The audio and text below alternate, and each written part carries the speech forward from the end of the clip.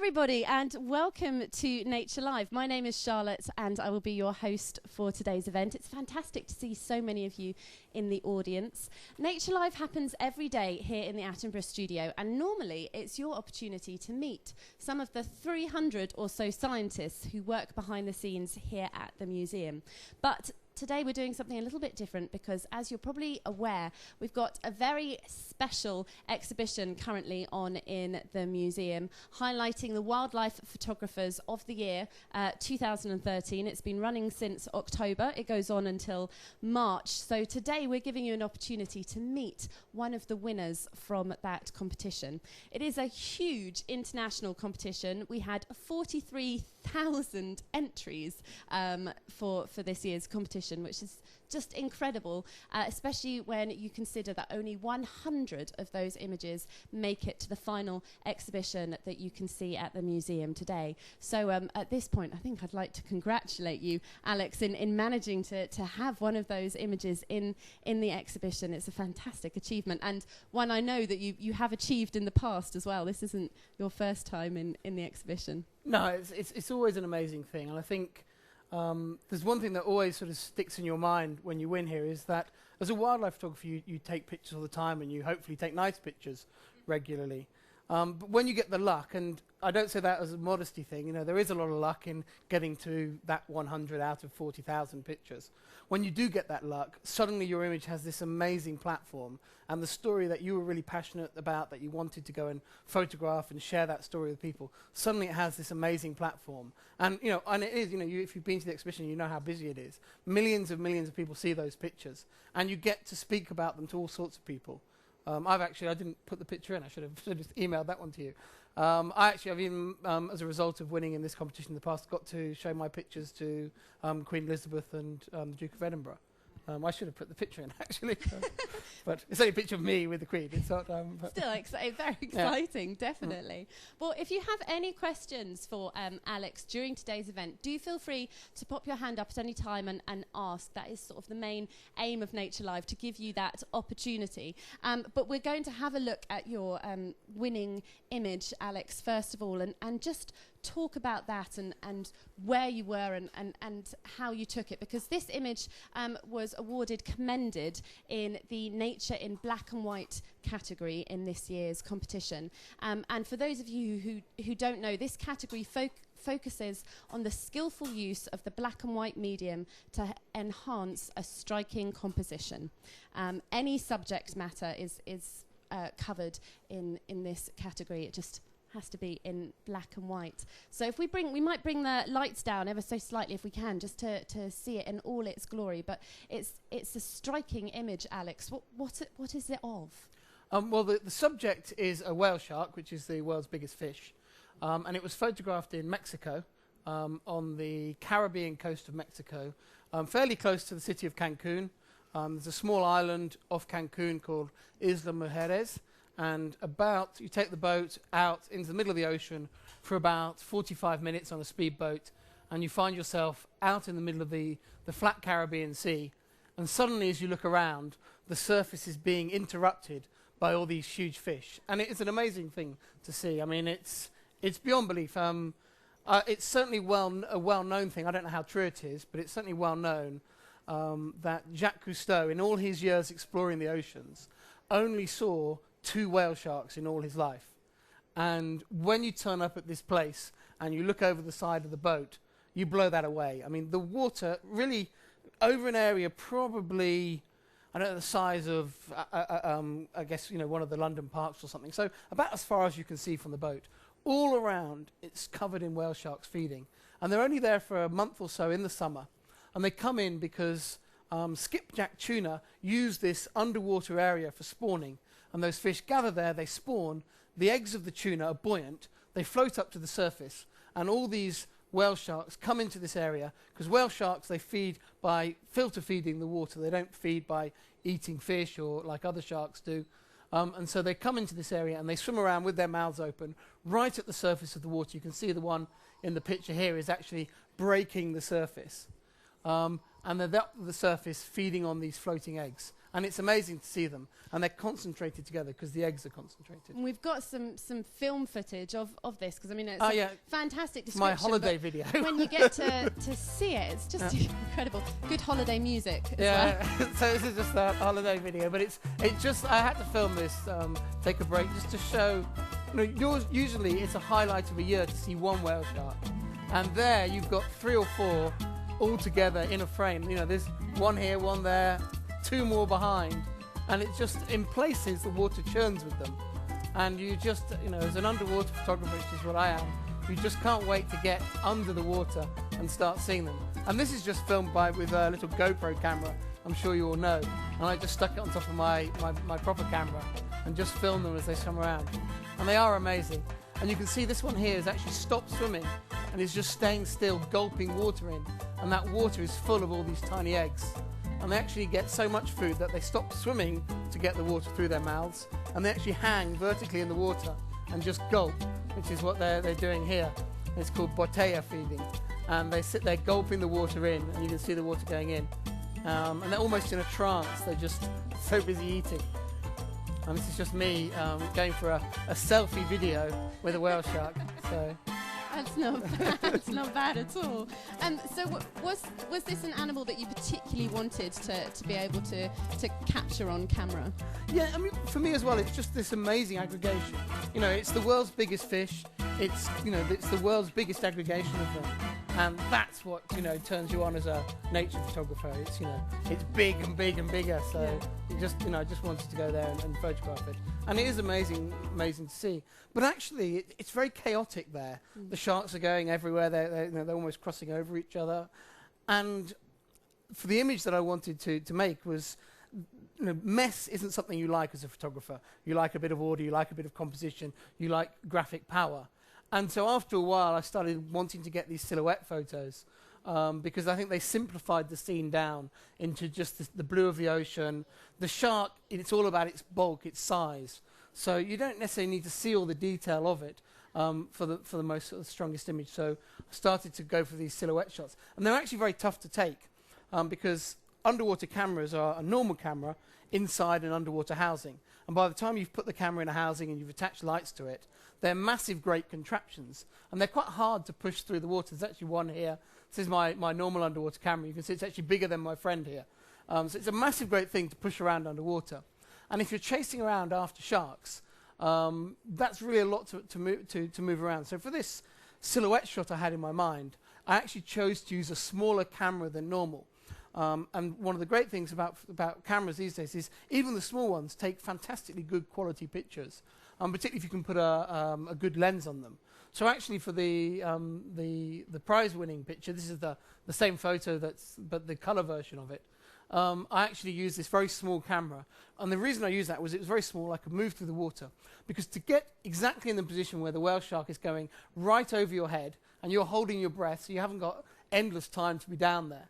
And to get that lined up perfectly with the sun takes a lot of effort. You really need to be able to maneuver yourself into exactly the right position. And obviously you can't thrash around in the face of the whale shark, otherwise it's going to turn around and go away. So actually, one of the funny things about this is I actually chose to use a small camera to get the shot because that was actually very important for me to be able to get right into position to get the shark to come over my head and to be completely ignoring me in this very peaceful scene. Mm-hmm. And how were you feeling at this point when you were taking this photo? Presumably very excited? Yeah, the picture looks quite serene, but I wasn't. I was sort of, cheeks puffed out, holding my breath, swimming quite hard underwater, trying to line up the camera with the shark, with the sun, because in order to get these nice, beautiful sunbeams coming around the shark, and particularly in a symmetrical way, I had to get exactly the right angle. So you've got the sun, obviously, 93 million miles away, far away it is, and then you've got the whale shark, probably as far away as the ceiling is from me, and I'm sort of swimming underwater on my back with the camera, kicking away like mad, holding my breath, trying to get it all lined up. And so I wasn't quite as elegant as the shark. Can't see any of that in the image. I mean, it does look very serene, as you said, really beautiful. But as you mentioned, this one's in colour, but the one that's in the exhibition is in black and white. Why did you decide to enter it in black and white? First of all, I think the black and white, I think, suits this particular image. It emphasises the graphic quality of it. It becomes very interesting. I think also it particularly emphasises the light rays around the shark and the bow wave that this great big beast is creating as it pushes through the water, which you can see as those ripples around the surface. And I think those things are emphasised more in black and white. But also from a competition point of view, although I'm an underwater photographer, I enter this competition to see my work judged against the best nature photographers in the world. And so I'm not always that interested in entering the underwater category. I actually like entering the other categories where my underwater pictures can be compared side by side with pictures of elephants or pictures of lions or pictures of birds or whatever it is. And so that for me, so by converting it into black and white, I could actually then have it outside that category. And I really like the black and white category of the artistic side of things. We've questioned that. Yeah. Yes. Yeah, I've, as an underwater photographer, you obviously... I think, first of all, I find the underwater world very inspiring visually to want to photograph. There's huge diversity in the seas, and then the subject matter is less known. This is taken here in the UK. So, you know, we have got great creatures everywhere. And as an underwater photographer, there's a range of things you can shoot from. There's some pictures here. You can shoot... very, very tiny things, tell their stories. This is a sea slug, which is of similar size to a slug on land. And living on top of the sea slug is this very colourful, tiny, tiny, tiny little shrimp. So you're shooting everything from that. I also do non-nature pictures, such as shipwrecks. This is a shipwreck here in the Caribbean. There's obviously nature elements to this. There's a school of horse-eyed jacks here swimming through the picture. And there was another shipwreck shot we could have a look at here. This is some World War II motorbikes on a war wreck from the Red Sea called the Thistlegorm. And deep inside the hold there's still actually, these motorbikes were being taken to troops in North Africa when the boat got sunk when it was on anchor. And now there's all these soldier fish living down there as well. So I like that mixture, in underwater photography, that it's about that. But yeah, my interest has always been underwater photography. I like taking pictures on land, but I'm not very good. But underwater I find my inspiration all around, and I'm always wanting to try new things to push technical boundaries back and artistic boundaries back, and as a result my underwater pictures do well for me. So I stick with what I like and and I think that's important as a photographer is, and it's one of the great pleasures of coming to the award ceremony for this competition, is you get to meet the other photographers and to hear any of them speak about their picture. It's not the picture they're passionate about, it's the subject. They're always passionate about the wildlife, the nature, the moment of being there, the light, and it's and they all have that passion, and that's, I think, what makes them into the winning photographers, is they have such strong passion, whether they photograph penguins or pelicans, or whether they're in Africa, or whether they're photographing insects or landscapes. They're all incredibly passionate about those subjects, and I think that's what drives them on to excel. Incredible amount of dedication. Any other questions for Alex? Yes. Alex, when you were being towed along by the whale shark underwater, incredibly close, out of respect for the creature, you didn't reach out and touch. Yes.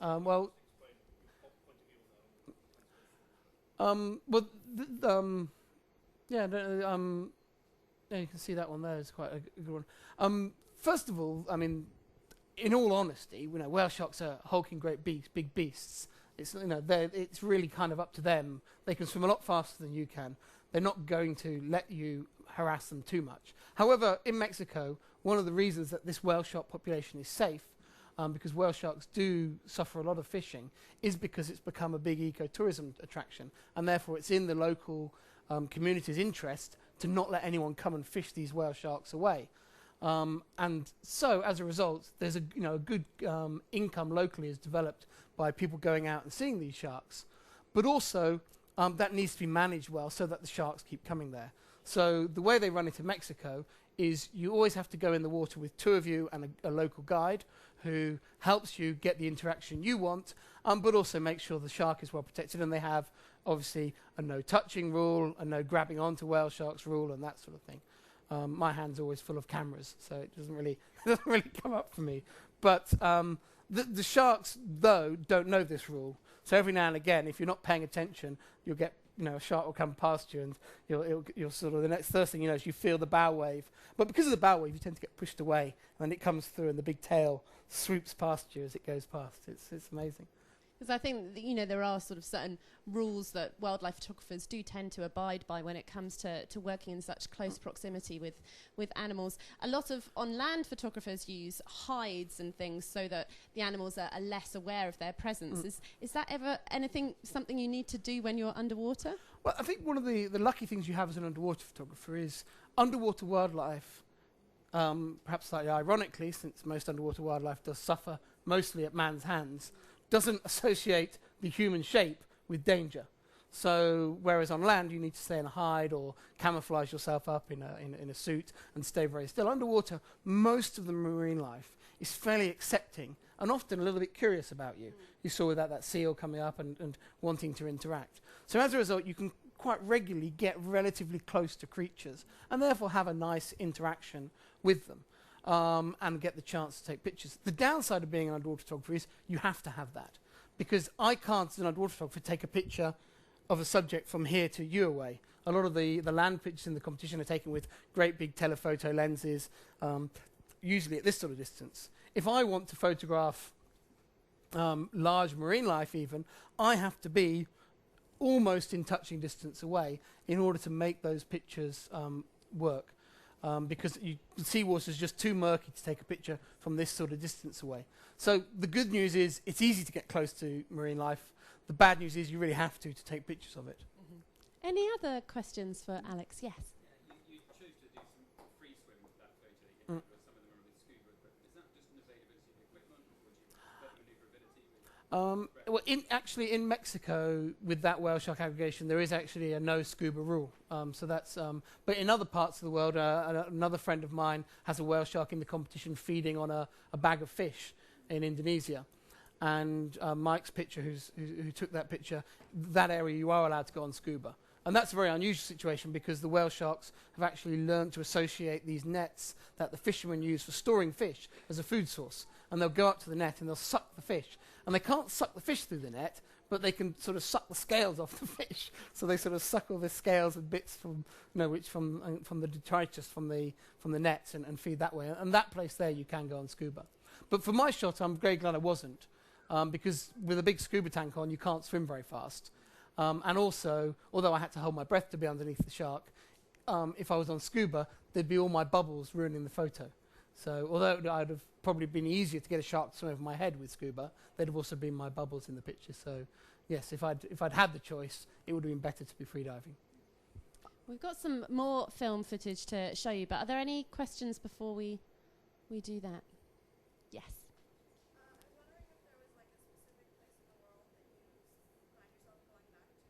A specific place in the world. Do you find yourself going back to certain places again and again? Yes, I mean I think all nature photographers would answer that. You always have your favourite places. I think in all nature photography, yes, it's important to be good with the camera, but it's also good to have a knowledge and an understanding of the life that's there. And that fieldcraft, as nature photographers call it, comes about by familiarity. There's no shortcut to it. It's spending time in those environments with a passion for those creatures, watching them how they live their lives. And that knowledge just sort of seeps in. You go, you know what, looking at this weather, I reckon it's good to go and see those creatures now. And that comes by repeating. So as a photographer, it's very good to go back to places. So for example, next week I'm off to Indonesia again, where is a very good area for rich coral reef life. So for me, for coral reef diving, I like that part of the world. But generally, I get pulled around all over, and as an underwater photographer, I'm just as happy shooting off the north coast of Iceland as I am, tucked away in deepest Indonesia in a nice warm coral reef. It's obviously a lot more pleasant. But yeah, my next 2 trips, as an example, is I'm off to Indonesia to dive on rich reefs there, and following that, I'm off to northern Norway in the winter to go and dive in very, very, very cold water, but to see the rich bloom of life that comes at the very beginning of the year there. So it takes you all over. But both the places I've been before, which is why I'm keen to go back. Sounds fantastic. Well, let's take one more question. Yes, yeah, that's So I'm going to Indonesia to see everything from wobbegong sharks to manta rays to mangrove swamps and all that exciting stuff. And then I'm also then straight away, then soon afterwards, racing up to Norway to go and photograph tiny little sea slugs. So and all those things I know they're all different stories of the ocean and things that I enjoy telling. Well, working in the ocean, working with any wildlife, Alex, can be dangerous depending on where you are and what you're photographing. Have you ever had any close encounters underwater? I mean, it's a funny question because when you're the photographer, it all seems, that's what I've gone for. I've gone there to see the shark or the crocodile or whatever it is. So, that's why you got on the plane. So to some extent, it doesn't seem like this crazy decision. And yes, I mean, like any of the photographers whose pictures are in the exhibition, being out in the field, you get exposed to stuff. I've been underwater in an earthquake, which is quite unusual. I've taken photos on an active volcano where all the bubbles are coming up out of the seabed, which is quite exciting. I've photographed on the only diveable hydrothermal vents, which is where water that goes into the Earth's crust is superheated and comes gushing out. And up in Iceland, I photographed that. Obviously, on the shark trips, you get some very big, very close encounters. I think this is a video here from a shark trip with a big tiger shark. You can see one of my photos of the tiger shark and then thing. And when it comes back round now and swims right past my friend, and you can see the shark is 2 to 3 times our size. You just see it go past my friend. When you're underwater, you try and breathe very smoothly.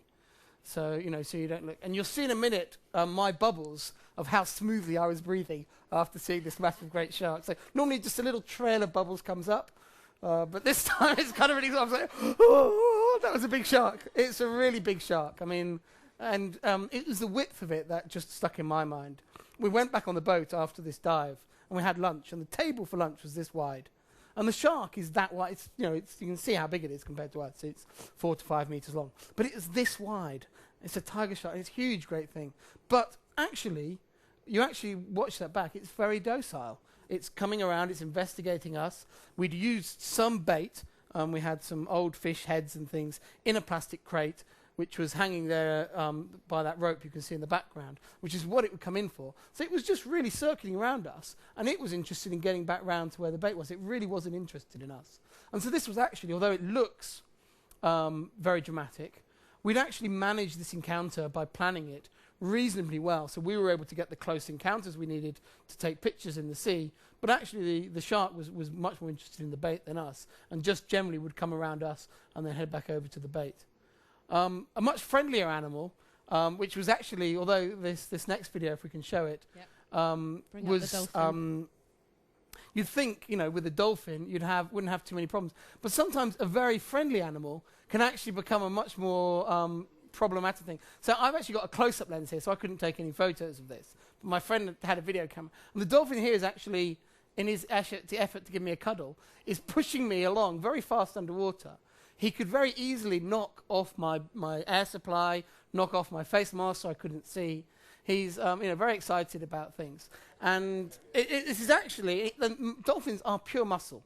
They are big and they are just solid. I actually tried to push them away, and it's like pushing the wall, but it's harder. Dolphins are just pure muscle, incredibly strong. You're completely in its environment. And this was actually, although it is very funny to look at, it was actually much more of a risk than with the shark, simply because the dolphin was all full of hormones and was very, very strong. And it was actually quite difficult for me. And actually, I was trying to keep the dolphin on me so my friends who I was with could get back up to the surface because they were less experienced divers. And he was pushing us around, and there's a lot more. And that's actually when I got back up to the surface. He hadn't given up by that point. So it is funny, but actually this was actually probably as scary a thing as happened underwater. And actually after that, he was... dolphins aren't normally like that, I should say. Every now and again, dolphins have quite a complex social arrangement. And every now and again, a young, particularly sort of a teenage male dolphin, will get booted out of a pod, and they sometimes, very rarely, sort of get isolated, and without dolphin interaction, get a little bit sort of confused, for want of a better word. And they'll want to make friends with whoever they see. In this case, it was me. So. Any other questions for Alex? Yes.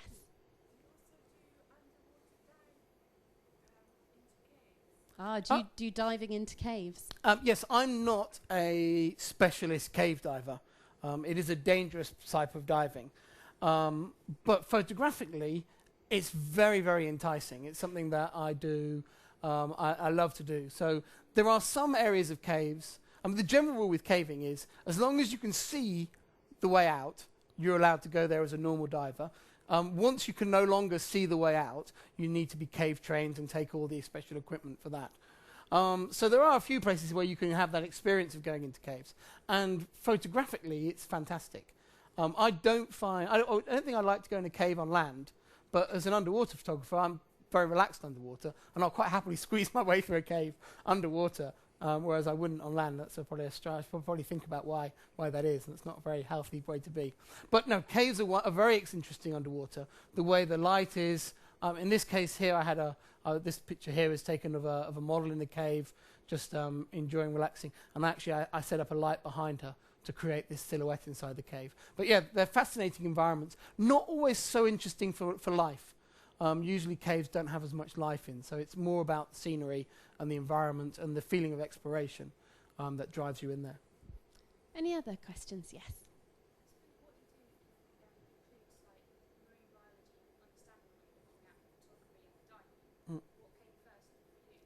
Yeah, good point. So if anyone didn't hear that, it was just a question about, you've got lots of things to bear in mind, the understanding the natural history, the diving and the photography. So what came first?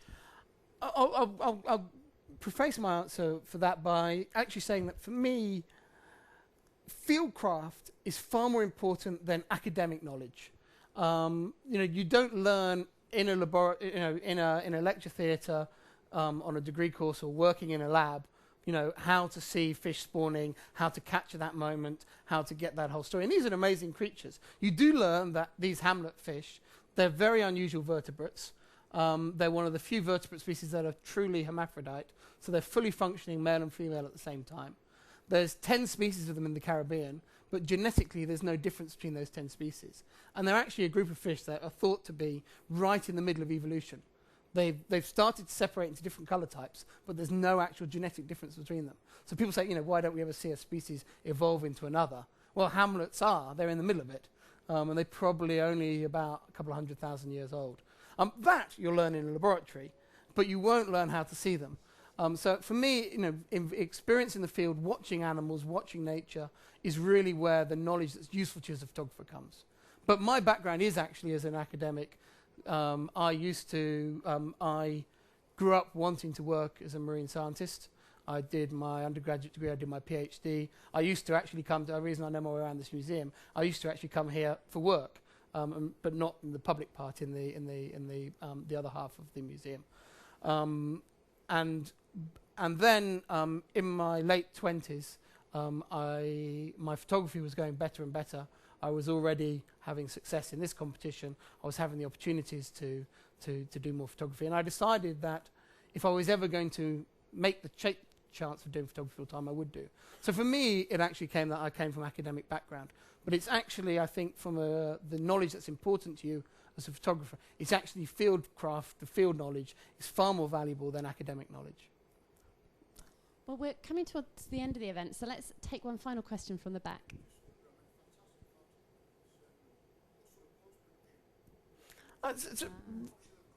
Yeah, that's a really, really good question, and it's so actually I put a picture in for that very question, so thank you.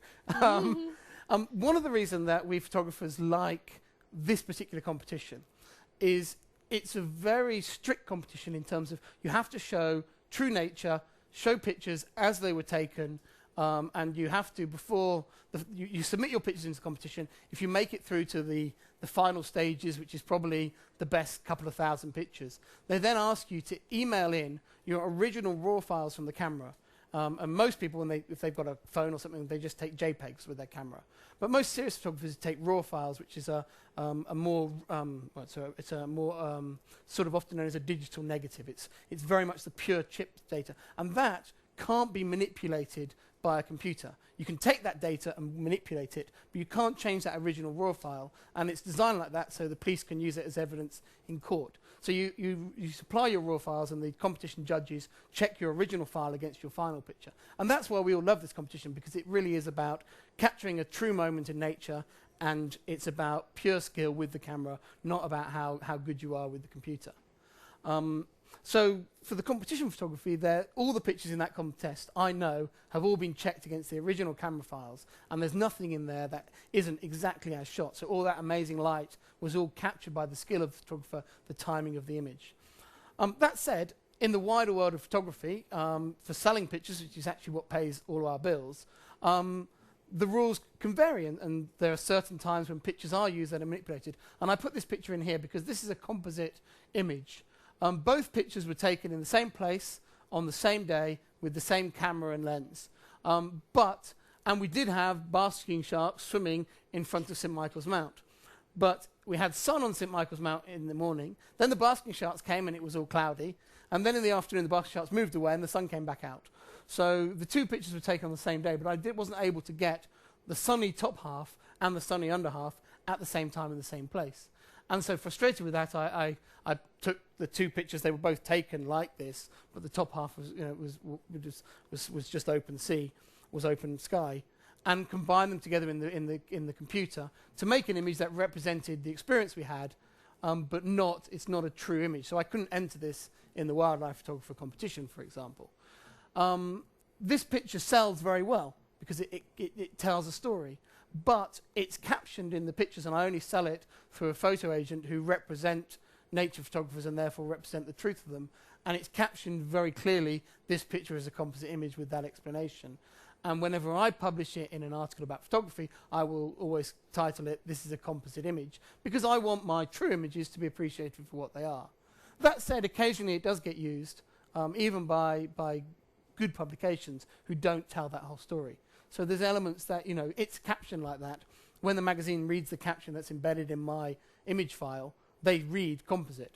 If they choose not to publish that in the magazine, so you can't control the whole process, even as a photographer, even if you want to. So I think it is an interesting area. But to say I'm never going to use Photoshop, for me, is unrealistic, because the whole world is using it. But it's still really important to us photographers to have areas like the competition that I think represent the truth of photography. Well, we've sadly come towards the end of the event, but if there are any more questions you'd like to ask Alex, he will hang around for a few more minutes, so do come and ask him. The exhibition is on today. I'm pretty sure there are still tickets available, so if you haven't had a chance to look at it, do go in and have a look. It's well worth it. Every year it just seems to get better and better.